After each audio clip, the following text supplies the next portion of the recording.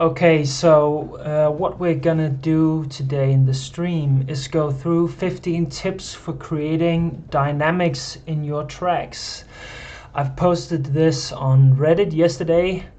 I got 8 upvotes and a rude comment on it. And I've got my friend Emil down here, so it's not me not moving my lips when I talk. I should actually have my head in here somewhere, but I don't know. Let's see if I can. No, it's not up there. Fuck it. We'll do it for the next stream. Okay.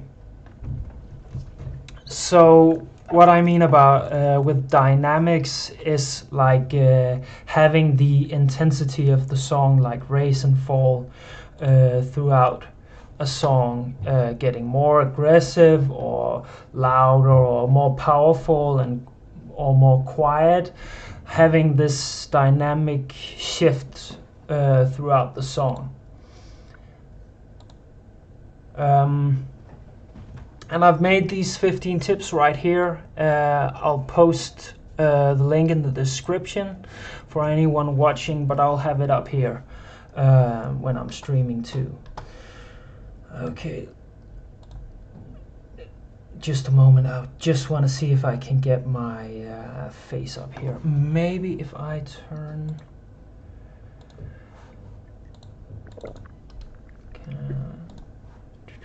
Maybe if I turn off Skype, display capture, video capture device.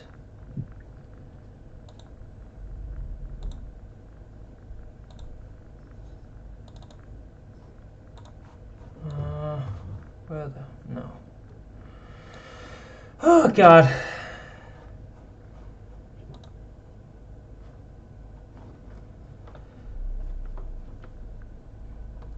I have no idea why my face is not in the audio video capture device.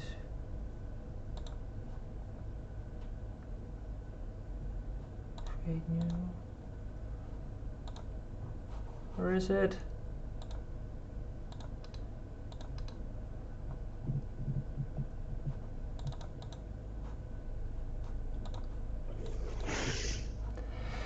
Ah, God damn it. Okay. I'll probably have to edit the intro. Okay, we won't get my face up there here today. That's, yeah, fuck it. Okay. Now, Emil, I want you to take advantage of some of these tips for one of your existing tracks and unfinished tracks. Whether it will be now or later, it's up to you. Okay. But that's kind of why I wanted you here. Okay. To be a guinea pig. Yeah. Okay. Well, I'm game. Yeah. Okay. The first one that has gotten a rude response is song structure. So you probably have heard about the pop song structure of A B C B, something like that. There are many different structures, and just this is kind of the backbone of all of these tips here, and it's about having a working structure to apply all of these dynamic tips to. I'll just open up Reaper here and you can actually see how I structured my song. These are the different sections. So we have an intro, a verse, a pre-chorus, and then a chorus, the red one here. This is kind of a pop structure with a few tweaks, mostly in the bridge here, which is an uneven number. Usually these sections are 4 bars or 8 bars or something like that. This section here is I think 12 or something like that. And that's just because of how it worked. We'll get back to it later, but here you get an overview of the song structure. Emil, did you know about song structure? Yeah, I know a bit about song structure. Of course, you have to keep a good song interesting. Yeah. I've tried to make songs several times, where I start with a nice hook, and a chorus, a strong chorus, and then I struggle to kind of make the song ebb and flow. Sometimes I make a really cool chorus, and then I try also to make a really cool verse, and then the whole song just becomes too static. Yeah. You have to make a structure in your song where you take away some elements. You got contrast. Contrast is like we got a that's tip number 6. It's like the most important thing for your ear, because your ear is very quick to get bored. And therefore you need when you structure your song, you need to make room. You need to make room for the good stuff. And it's pretty difficult sometimes. It's not just about turning down the volume and up in the chorus. It's more about I don't know about you, Kjetil. What's your approach? Yeah, I think song structure to me is about having a skeleton to build off of. Like you have this backbone of the song and this kind of roadmap for how you're gonna plan all of the effects that you apply to it. And I'm not talking about like mixing effects or reverb or stuff like that. It can be that, but all the other elements, and using the song structure and starting out from that blueprint, and then adding all of your build-up choices and your dynamic swings on top of that song structure.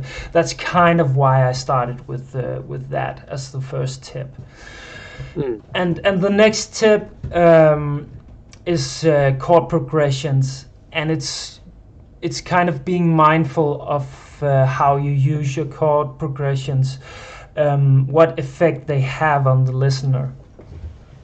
And the song structure can be used to structure your chord progressions too, but sometimes songs have really simple chord progressions, or they actually don't have any changes in the progression. I've for this track I used the same chord progression throughout the whole song, except for in the bridge, and then it returns after the bridge. Let's hear it. Yeah, let's do it. I think I'll solo something where you can hear the progression really clearly. It's actually right here at the start. Is it loud enough? Can you? It can be a little louder. Okay, I think I need to add a limiter maybe. Okay, we'll boost here. Just making sure it's not clipping. This is before the master. If I have to solo,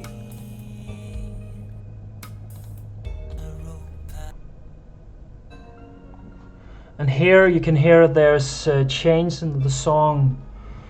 Some synth parts come in here, making the stereo field a bit wider, but we're actually staying in this chord progression. And here all the change is happening in the drums and in the vocal lines. Yes. Okay. Okay. So the first song I remember learning that had the same chord structure, it was Radiohead with what was it? Yeah, Creep. Yeah. And it was because it was so repetitive. It's the same pattern. If you learn those chords, you can play the whole song. And I was like, okay, I'm gonna learn that one because it's easier to remember. And but in your song, Katie, you have kept the same progression throughout the verse and chorus. Yeah. Okay. And I'll just play it from the second chorus going into the bridge, and you don't quite hear the effect of the chord change unless you listen to a longer section of the song, but you get the idea here. So when I've used the same chord progression, it has a really powerful effect when the chords suddenly change and modulates and you kind of wake up from that. Yeah, and I'll play it until the start of the last chorus, so you can hear it go back to the original chord progression again.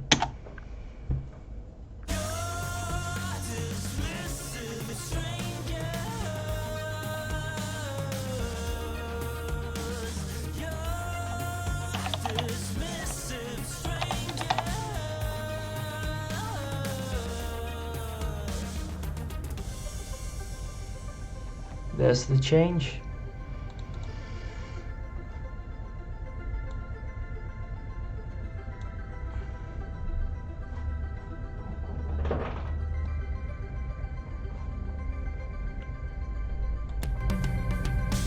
Gave it a little boost here.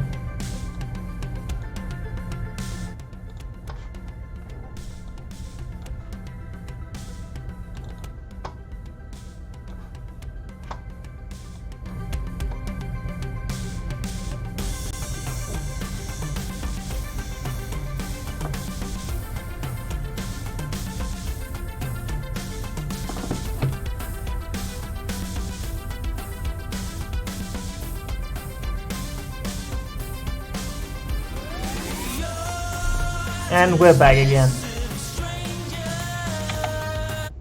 Okay, so you hear a huge change in dynamics throughout that section alone. But the chords is actually a very simple change happening right there. Okay, let's go on. Move on to, tip number 3 is using hi-hats / drums. Okay. Yeah. And it's actually it's actually a really simple tip. Hi-hats, the metal thingies on the side of the drum kit, they have a foot pedal where you can, it's like these two cymbals on top of each other, and you can like open the gap between them, and the tighter they're clamped together, the more silent the sound is, and the more you open it, the more aggressive and loud it gets. And I'll just solo the drums here. Let's take a listen without them, with everything in, so you can hear it, and listen to the ch ch ch ch. It starts out as a tsk, tsk, tsk, tsk, and you'll probably hear it opening up gradually as we go to the chorus, from the pre-chorus to the chorus here. Okay.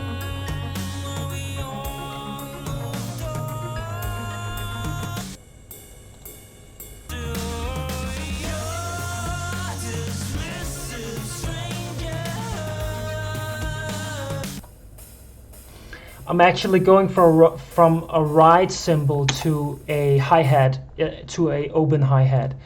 Here's a close one. That's what a closed hi-hat sounds like. And when we get to the pre-chorus, it changes to a ride. Ride is like it's a cymbal sound. And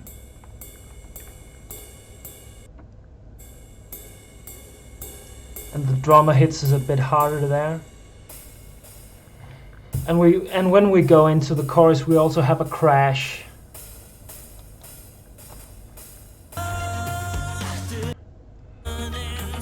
Which is like this really, it's this really aggressive cymbal that's like starts out the chorus.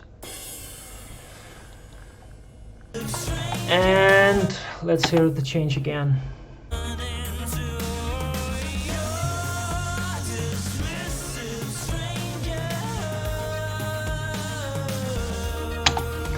Have you used this in any of your songs, Emil?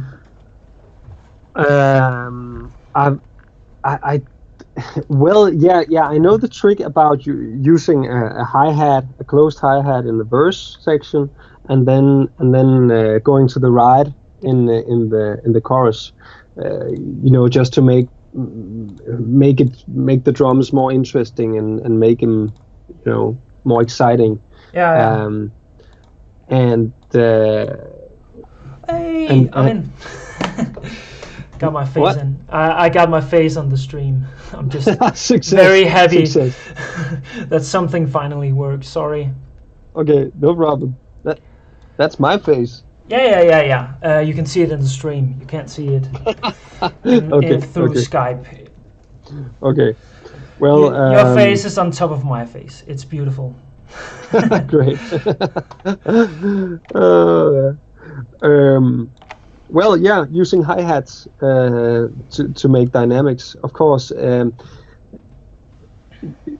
I think hi-hats and tambourines is like, it's a very cool trick to make your drums pop in the right places. Yeah. And they're pretty overlooked because I think most people nowadays they grab a loop or they grab some electronic drums that comes with their music workstation, and they just pop them in and slide them over and stuff, and you kind of forget how to build up your drums in a cool way. And it's I really, think it's a good idea. If you're playing in a rock trio, like that's the dynamic change, the drums, it's like 99% of it. When we are producing a track electronically or just recording it, you have to apply many more tricks to it. Just playing a live gig, like 99% of the dynamics in a song in a rock trio setup, that's the drums. It comes from the drummer. Yeah. And if the drummer don't know their shit, don't understand these things, like the whole band will suffer. He's like the most important guy. Yeah. Really. So understanding that in a production, what's it called? In a production setting, it's a great tool to understand and to apply. Yeah. Okay. But it's not easy, because when you put in drums or you draw them in MIDI or you play them, they're pretty. You make a loop, a 4-bar, an 8-bar loop, and it is pretty static. You quantize and suddenly you have a loop that's not building up. It's not building up. It's not flowing necessarily. It's just static. Yeah. And thinking about drums and trying to play them on your MIDI keyboard with getting more attacking the more expression, as you want to. That's a cool thing. It can give a song a lot of real life. And if your drums sound like shit, it might just be because you have a bad sample kit. Like they are kind of expensive to get the really good ones. This is not a real drummer I've been using on this song. This is a kit called BFD3, a VSTI drum kit. Big fucking drum. Yeah, I think that's probably the name. I just know it as BFD3, but that's an amazing kit. And for this song, I have programmed every single hit to sound like a human player, and I've like alternated the left and right hand, so the left hand hits a little bit lower in volume. So Ketil, sorry, can you try to maybe solo the drum section in a chorus? Sure. Just the group. Let's actually take it here. I've done a lot to the drums. This is like a side stick rim shot.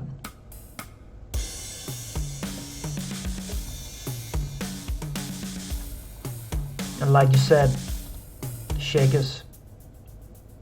Just adding it a little bit.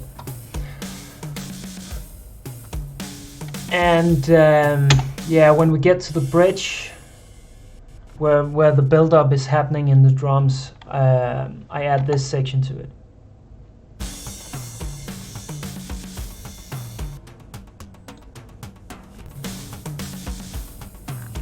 And that continues through the last chorus here. And then we get the same beat as here, but with the oil drums too.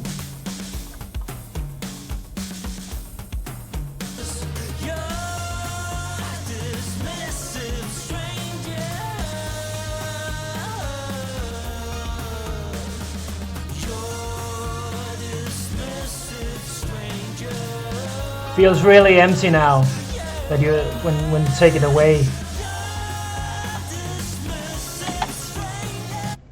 Yep. Okay. Let's go to tip number 4. Change sound / modulate sounds, and this point here is about taking the instruments that you already have in the song and changing them throughout. It's really obvious in this song because I've kind of done the deadmau5 synth pluck, which is kind of the backbone of this whole song. And let me see, you can see the modulation here. It's these lanes. I just have to find, I think this is the main pluck. Just make it a bit wider so you can see how it changes. It swells up here. Is it the cutoff frequency or is it the volume? It's volume 2. Oh yeah. We need to find the why can. Oh yeah. I know why. It's because I have frozen the tracks. Freezed. Is it free? It's a feature in Reaper, so I'll just try to unfreeze the pluck here so you can see it. And I've probably froze it a couple of times. Okay. Let's see.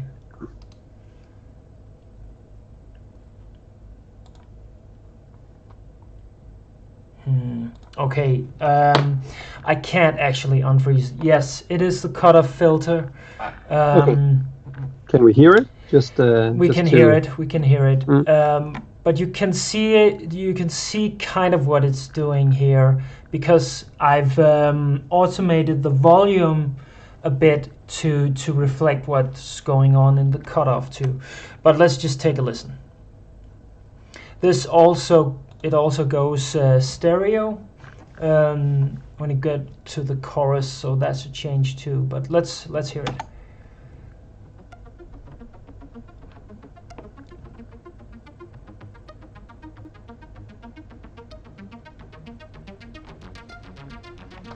Yeah.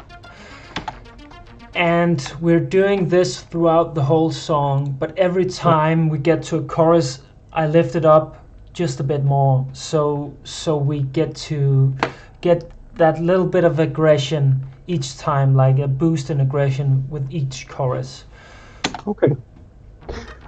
How do you automate things? Because I've tried a lot of things. I've tried to, just play it all vanilla, just plain, and then try to draw it in the automation lane. I've also tried kind of using a fader and try to assigning the cutoff frequency to fader and try to like play it. What is your approach? I simply draw it in. I just have some hotkeys. Like I'll just do this, and I'll like draw in whatever I feel like. It's just faster. I have a few hotkeys like that, so I can just. Okay. Yeah, it is really hard to get it sounding well. Like it's an instrument in of itself to learn to turn the buttons. But I would love to try it out and experiment with it and maybe. So tip number 4 is change the sound. Change the sound and especially of static synths. Synthesizers, pads, electronic instruments. Try to keep them more interesting. It's not this is not about playing an acoustic guitar and putting a phaser on it. It could be because I wouldn't say like automating the volume, automating synth parameters. That's a science in of itself. But you could do many things like hitting a distortion pedal going into a chorus. Like there's a lot of things you could do. Like if we had a guitarist in this track, he would probably put on some swelling reverb for the bridge and make that sound completely different. So just automating, you just have to be creative and try things out and see what works. And still, the ear pays attention to the high frequency content more. So if you have a cutoff frequency being automated just like this, you notice it, you don't, you notice it, you don't, and suddenly if it becomes the same over a long period of time, you just don't notice it. So you can effectively change the parameters so you notice it when you want to notice it. And, you can do subtle stuff. We'll get to it later, but I also like to just add a little bit here and there without being overpowering. Like you hear when you are going to the chorus, you really hear the synth changing, but if we listen to the first chorus, just the pluck here.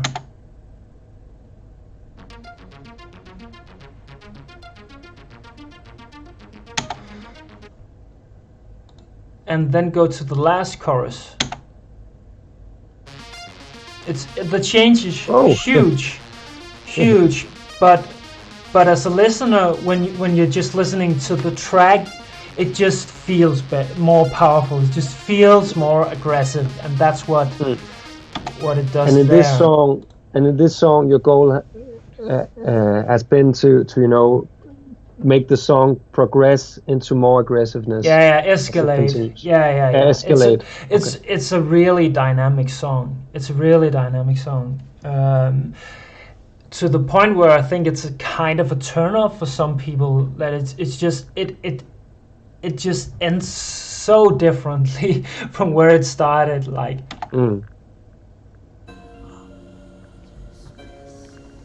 Go to hearing. Also, just in volume, that's a massive change. Okay. Okay, tip number 5. Yeah. Tip number 5: create stereo width. It's hard to say for a Danish person. Create stereo width. Width. Width. So, And of course, it's obvious you have to create stereo width when you're mixing, but I want you to be aware of how you apply it throughout the track. And now let's go to the plug we just listened to here. I think let's take a look here. Yeah. See here in the throughout the verse it's like almost center. No, it's 100. I just have to. It's probably because it's turned. Yeah, it's because it's turned off. It's a bit messy, my automation here. It's really complicated, and it's about a month since I mixed this, so I've forgotten. But the idea is that the synth gets wider and wider throughout the track. Here in the first chorus it's at 50%, and here it's at 100%. Second chorus 75. Let's give a listen. Sounds kind of wide. Let's jump to the last chorus. Not a huge difference. Again, it's subtle, but it's also pretty. It's also kind of a necessity to have that wide in the last chorus because all the percussion parts happen, and there's so much filling up the center that you really need. You really need the synth to be that wide. It happens a lot. I think I'm automating a lot of the synths. I think we have these here, maybe. Oh, it's probably these two.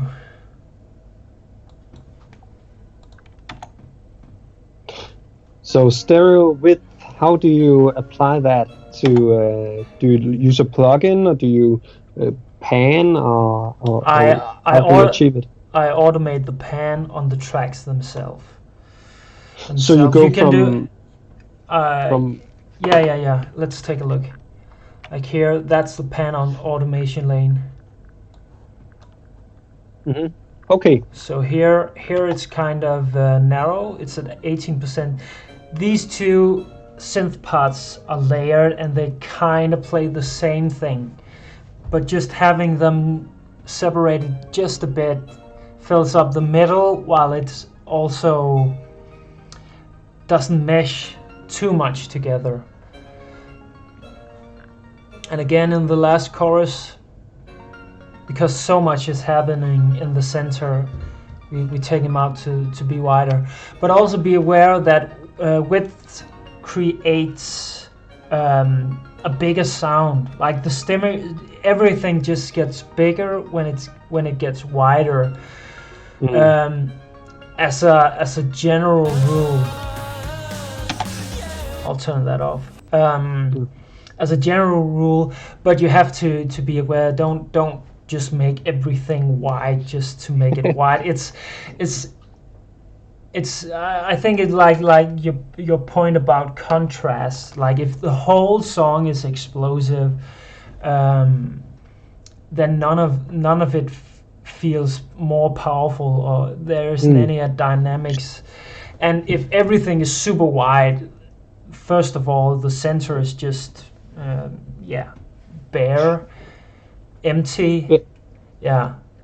But I've tried, especially with basses. Yeah. If you have a bass and you try to make it wide, and you increase the width and spread on a bass, it can sound pretty cool when you play it alone in solo. Yeah.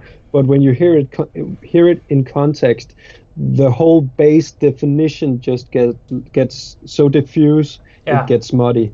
So you really have to pick your battles. And what we're really trying to achieve here is make the chorus sound like a chorus, make the chorus sound bigger than the verses, and or in reverse. Yeah, you can do anything, but Well, yeah.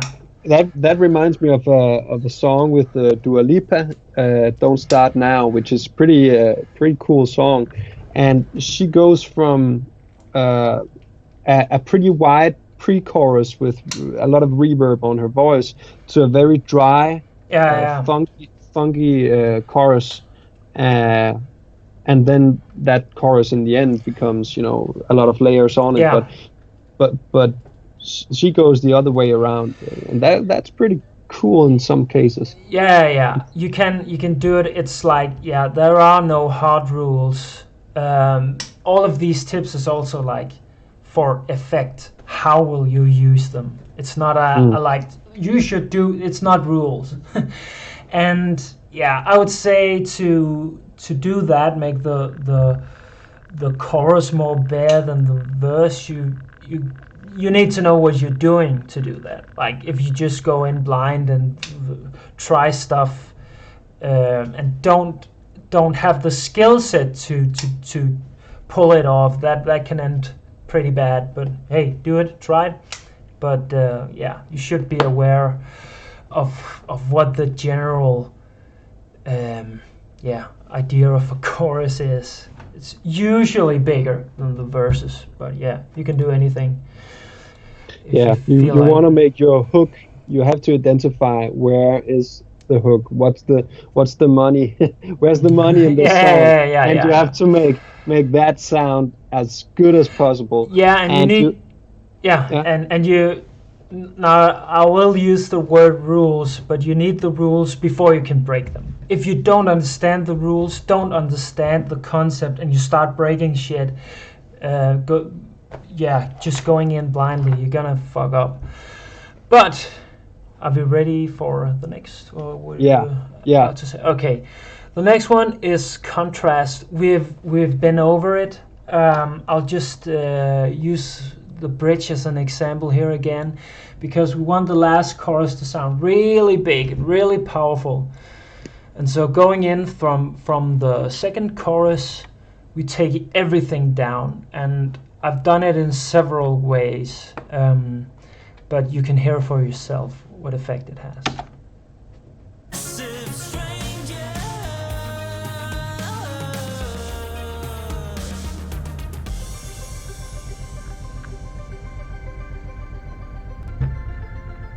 Yeah, so you take out the backbeat of the song. Yeah. And make the arpeggio. Yeah. Automation. Yeah. You make it kind of. Make the image really sparse. Yeah, and then you reintroduce the drums with a lot of. With drum hits. Toms. Yeah. And then you build up to Four on the Floor kind of chorus. Impact. Yeah, and here comes the percussion parts, the oil drums, and we're making this slow build up to the chorus, taking the song completely down.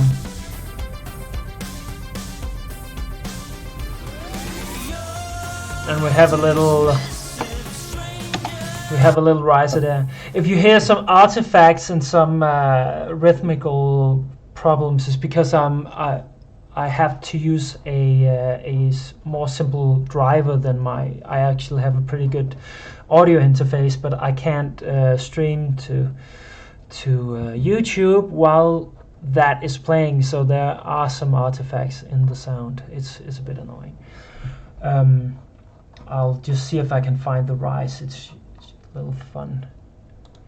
I can do the riser. Yeah.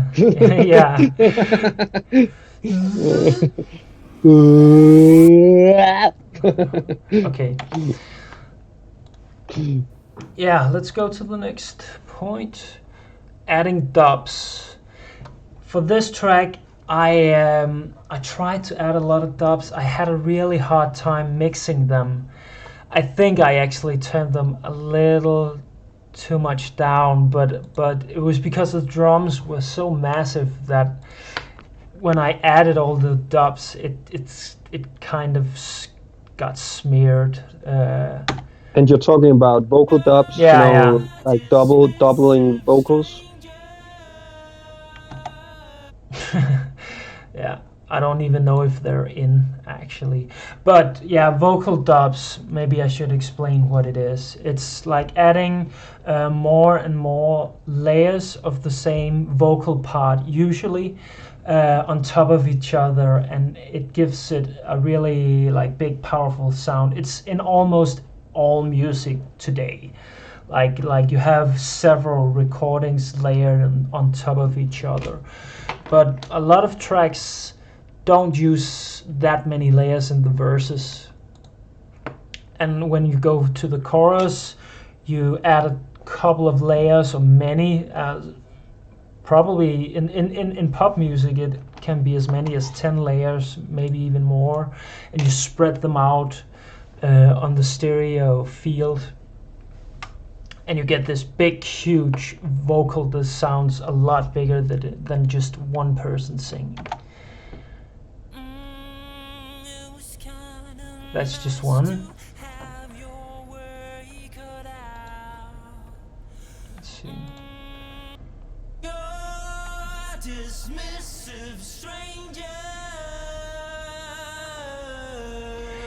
I think here I've also I make the vocals wider as we move along in the song. Okay. You can hear it when it's in solo, but when the band is playing, it sounds like me alone in a room. All right. The next. All right. Yeah. The next tip is vocal harmonies. I haven't actually layered any harmonies in this track. I usually do it a lot, but and we'll save the tip for another time. Save the tip, but yeah, just be aware that you can add more dynamics to the song by adding more layers, more dubs for a vocal harmony. And a harmony is a part of the melody that's sung in another tonality and kind of meshes with the original tone and makes, And making vocal harmonies is a skill of its own. It's hard. It's easy for some classically trained or just geniuses that are able to like sing. And for some, sing. And for some, it's very difficult. Sometimes I try for the sake of fun to sing a simple song with my girlfriend, and every time I ask her to make a harmony, or just keep repeating the normal vocal line, and I try to make something else, it crashes every time. You have to really, tune into the thing you want to sing and just block out everything else. And it's actually not that rare to be able to do it, but it's usually people who have sung from an early age and stuff like that. But it's not it's not as rare as perfect pitch, for example. But also the more harmonies, different harmony parts you add, the harder it gets to get all the parts working together.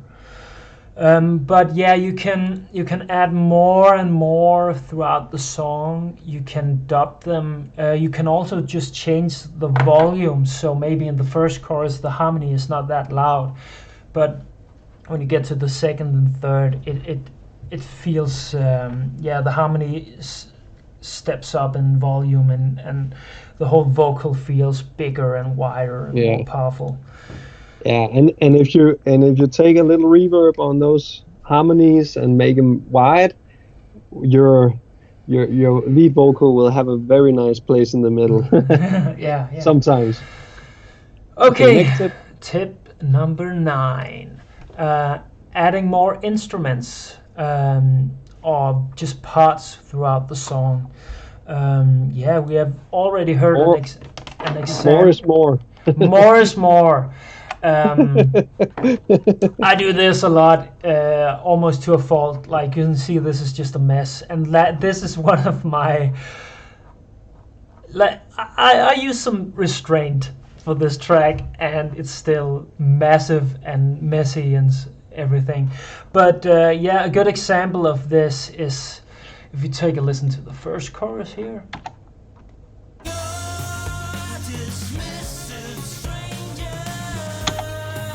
That's what that sounds like in this one.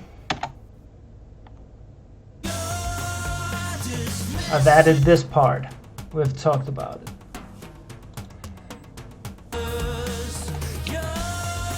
I also will save this section for later because I have a point here, but I added a little melody here. Let's have a look. Yes, it's this part here. Turn it up.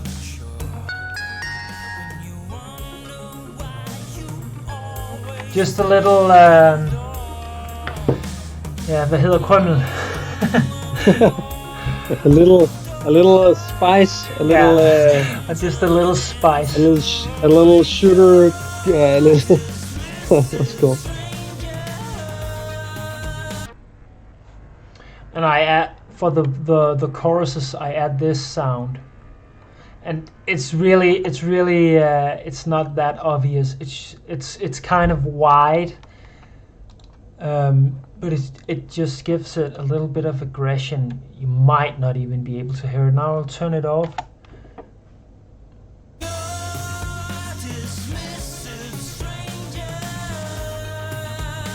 Yeah, but it just fills up the space a bit.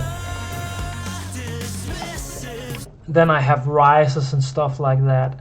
I also actually talking about changing the song. The bass part changed a lot throughout the song, and I kind of, for the chorus and the second part of the song, I added a more aggressive bass. I have a sub here, and then I have a top bass which is like a whoa whoa whoa whoa whoa. This. And when we go to the chorus, this one comes in. Again, when you listen to the track, it's not something you really pay attention to, but it just makes the song a bit more aggressive again. So I actually have different basses playing throughout the whole song.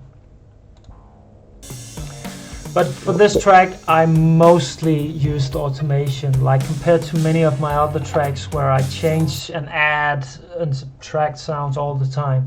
This is the backbone of the dynamics, are really the modulation, which we've been over. Yeah. Okay. We have subtract instruments, and you talked about it before. Again, with the contrasts. Taking away some parts can really make other sections of the song breathe. I've heard somewhere that the human ear and brain can only take in or really pay notice to 3 elements at once. Okay. And that could be, for instance, of your chorus. It could be. What I'm hearing in your chorus, it's the lead vocal, which it should be, and it's the drums, and then I hear kind of the bass chord shift in the background. That's like the 3 fundamental things I pay notice to. To me, it's probably the pluck. Okay, yeah.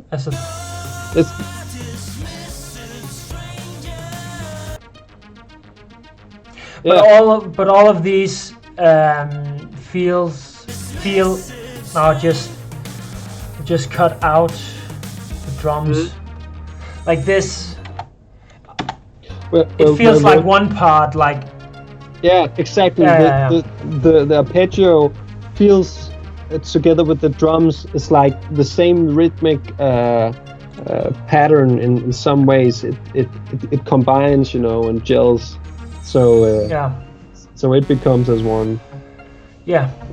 But when you subtract, maybe you can ask yourself, okay, which 3 elements? I only need 3. Yeah, Okay, yeah, and what is that? Maybe I only need 1.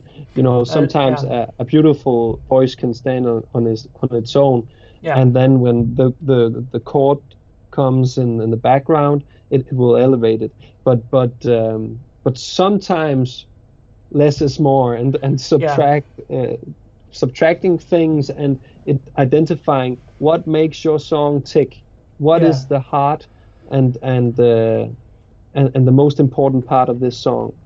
yeah. Because To me, yeah, all the other things is also, it's not important for the first listen. It's just to have something to come back to discover, and like put them back in the mix. I could probably learn a bit from what you've said right here, because I tend to overcomplicate things and add and add and add. And I've realized in my last few songs, I've actually gone back and made it more simple, and like tried to stay more true to the core elements of the song. So I have gone full circle, kind of. I'll yeah. probably go another 360 degrees again at some point. But yeah, But that's also a good lesson. yeah, Go overboard, yeah, yeah, go too far in one direction, and you'll learn something for yeah, sure. yeah, A- and well, maybe you can you can try to make a really really sparse, simple song and see how little do I actually need to make it tick. Um, you know, yeah, yeah, but great tip.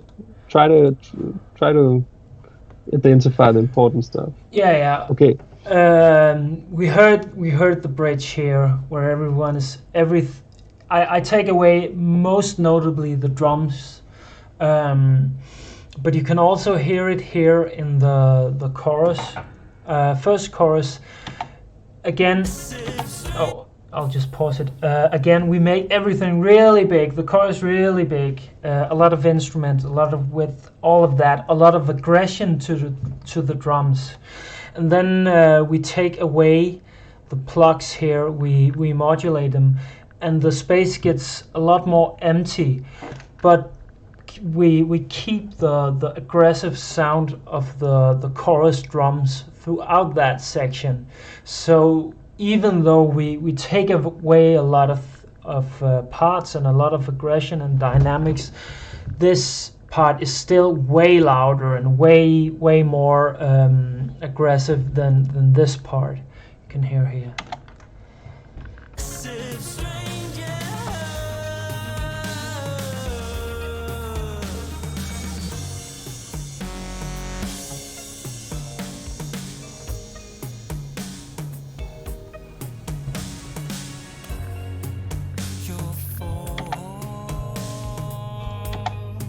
And quickly returning to the first verse here. Same melody, but it's actually mostly just the drums that's making verse 2 so powerful. All right. Same instrumentations.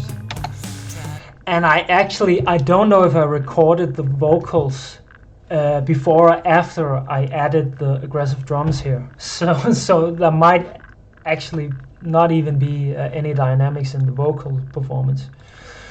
But yeah, subtracting. Then we have add fills. Add something, fills. yeah.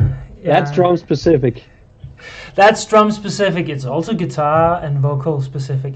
I use a lot of drum fills in the song, but you can do it on every instrument.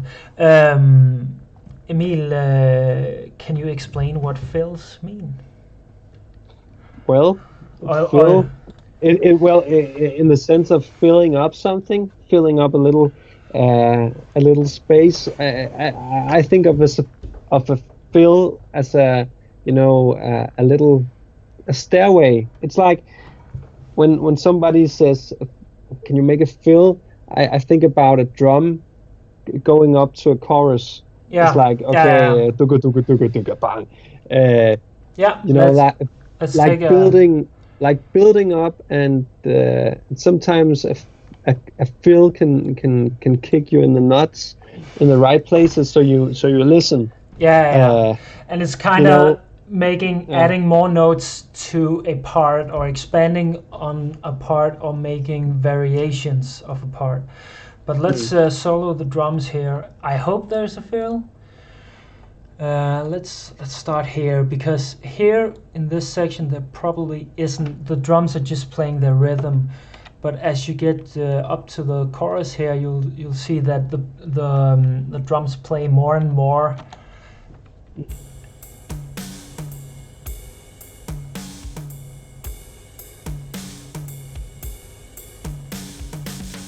Yeah. Ba-da-da-da-dum. And it's kind of a prelude to the chorus, like, here I come, here, now we're ready to explode. Exactly. And you know, one of the best artists in the world, in one of the many worlds. the many worlds. One of the best people at making fills has to be Phil Collins. Yeah. Interdimensional drum player Phil Collins. Interdimensional drum player extraordinaire Phil Collins. Yeah. Okay. Master of fills. Yeah. Okay. I'm sorry. But here in the last chorus, pay attention to the drums. There are more and more fills. Like the one we heard here, it was a quick little but the drums are really exploding, and they're playing all over. And I start about halfway into this chorus here. I start making fills on the vocal. I start to make variations on the vocal, and I kind of change the melody just a bit, but keep the words and all of that. So let's take a listen. I'll just start it right here. Fills on the drums there.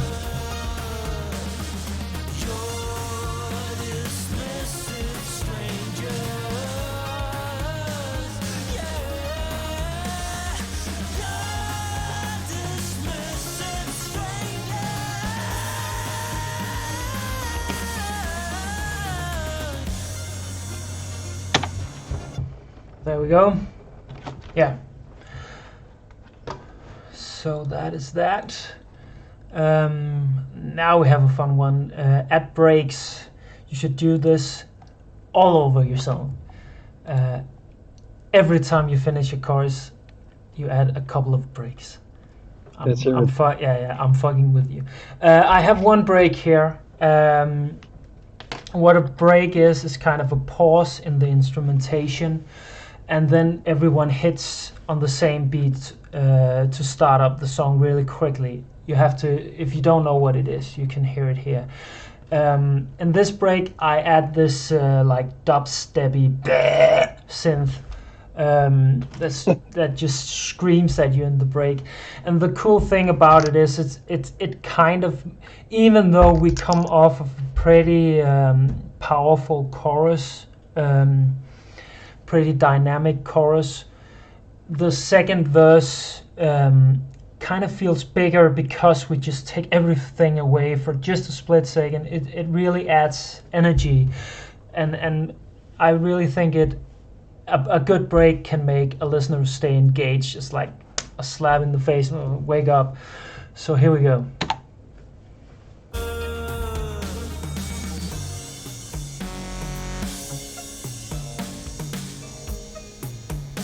And that's that. I'll just try to hear it without the I think it's just so you can hear the break without all the noisy bass.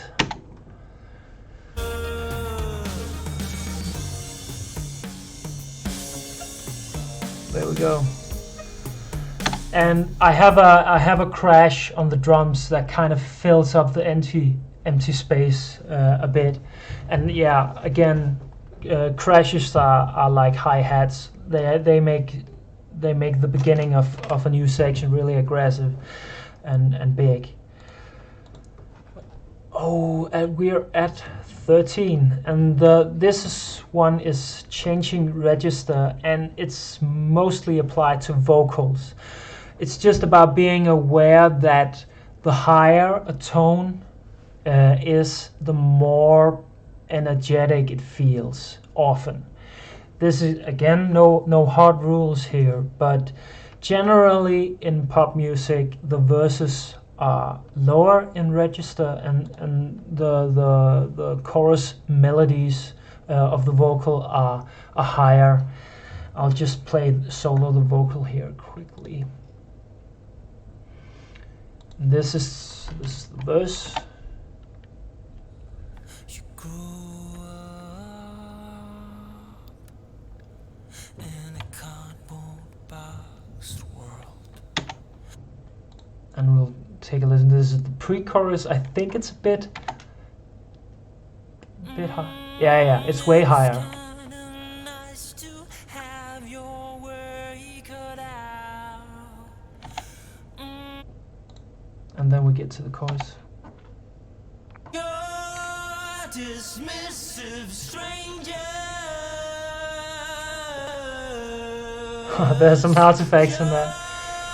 Dismissive stranger. Yeah, that's just a very simple trick. Yeah, That Great. really adds something. Great.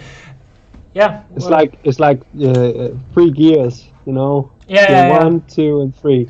So that's Yeah. cool. I was All right. I was kind of baffled that I got like 15 different tips for dynamics. There's so many different buttons to push on to do this. Yeah. And like if you have a piano and a vocal, like you might only need to change register like that, or just sing a Yeah. bit louder. It's Yeah. But adding like 10 of these can really make things explode. Then we have adding percussion, and we've talked about that, but I'll just give you an example here. And I think I'll just solo the drums because then you can hear it. And let's just turn up the volume on the percussion here. I added just one shaker here.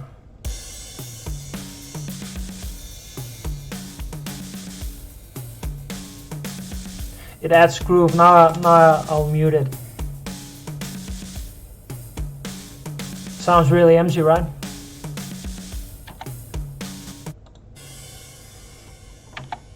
And I've added those to all the choruses.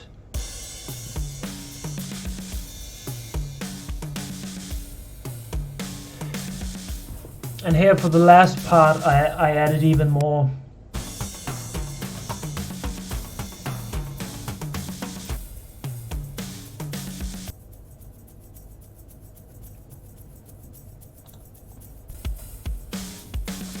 And I kind of think of shakers, the different percussive parts that can be a lot. Cowbell is a must-have. But the shakers specifically, like they just make the hi-hat wider, bigger. Like even though you can hear it's really high register. It's really. It's not a big or wide sound. It adds to the high end. Oh, I added a couple of claps in there too. And the claps are only in the last chorus, so that makes the snare just a bit, pop a bit.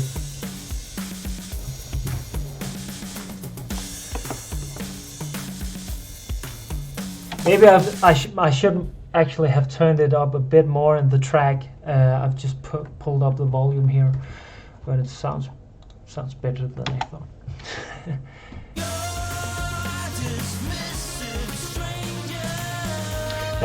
With everything in, it's a little too much, but fuck that. Yes! And then we have the last one, which probably should have been the first one. Just boosting the volume. This happens pretty naturally. Louder. Make it loud. Again, the intro here. Pretty low in volume compared to this.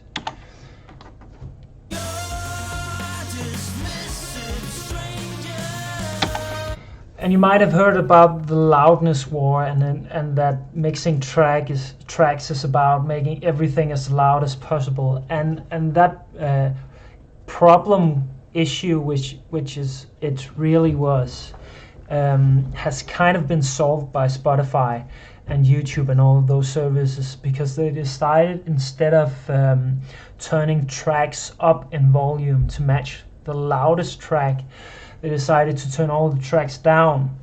So now releasing, mixing and mastering music, it's actually a bit better to have a lot of dynamics, because that will make the louder parts of your song louder.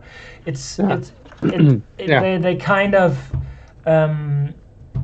it's pretty complicated algorithmically. If you have try to do like this. Yeah.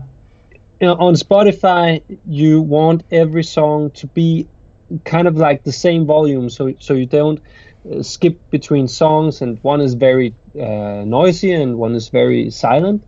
So what they did in the beginning was they took the highest noise level, or loudness level, and they just normalized every song, so the loudest part on every song would be the loudest part. Yeah, does that make sense? So if you had a song with this much dynamic range, the lowest tone, the highest tone, and the loudest part was dictating how loud would the song be played, then the very compressed loud songs would seem louder than the other songs, if that makes sense. And now what they've done, they've taken an average of a song's level. Yeah. And so you can make a song that's very dynamic, and they will place it in the same what's it called? Yeah, they kind of place it in the center of gravity. Like if you say this section is this section is really, really loud, and this is not very loud. So they don't just find the middle, they find the point of balance in terms of loud and quietness. It's hard to explain, and I don't understand it completely myself, but I have Okay. I don't. It's not. You shouldn't stress over being loud as much as you should before. Just try to make it sound good. Make the limiter hit the song in a way that's pleasing to the ear. That's the best advice. Don't take your precious great song that sounds good on your system, and you've made everything you in your power to make it sound good, and then in the end, put on a limiter and just squash the shit out of that song. That will destroy it. Unless it's do it. Unless it's dubstep, then it's a good idea. Like some genres need that kind of aggressive sound. But anyway, that was kind of a detour. But in terms of volume, just adding more parts, taking away parts, that will give you that natural dynamics. So you might not need to boost anything like I've done. I actually think I have boosted, you can see it here, boosted the volume for the last chorus just a bit. You can try it out, but don't do too much. Like, don't boost 3 dB or anything crazy like that. Just add or subtract a couple, 1 dB, maybe a half dB. Just add a little bit, but it also happens naturally. Like, even though I've pulled the bridge down here just a bit, that part is much quieter than the rest of the song.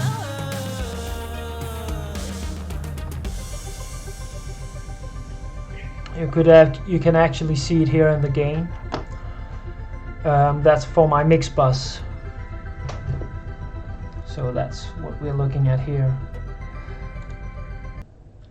So you can see it's already louder here, and I haven't changed the volume. I've just added drums.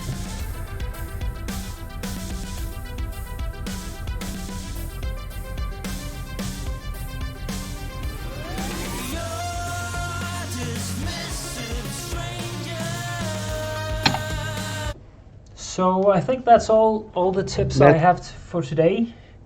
All right. Yeah, we made it. It was fun. It was really, yeah, it was really fun, man. I was so nervous. Well, the next. So my homework is to take one of these and make a song, or I think it's up to you what you want to do, but I would say maybe I thought maybe take a track that you haven't really finished, because I think one of your problems as a songwriter is you like to experiment and you make these sections of songs that you never finish. So I think that's true. Take half of them or take a handful. It's up to you, but try to find something that like try using some of the tips that you think will help you get over that finish line, because I think you make great stuff, and I would love to hear you tell a story and go and take me on a journey instead of just this is jazz for five minutes. No ups and downs. It's just you make a lot of cool background music because it's so static. Thank you very much. Most often I make a pretty cool 24 bars of music, and then I just I don't have any more time, I don't have any more energy, and then it just become one of those projects. I got thousands of projects that are 24 bars long. It's not enough for a song, it's not enough for a jingle, it's not enough for anything. So I'll try to take one of your tips, Ketil, and apply it in some of my let's also apply the tip from the rude person on Reddit. My first tip was use song structure, and his tip was, I'm only a writer, but I'll be glad to share my method of coming up with great lyrics. Number 1, use words. That's funny. That's a slap in the face. Use words. I'd say the opposite. Use pauses. Use the silence between the words are most important. All right. I don't know. Thank you for today. I'll just turn off the stream and let's just chat for 5 minutes. Is that okay with you? That's fine. Just wanted to, Okay, I have to learn how to turn off streaming. Okay, I think that's it. Bye.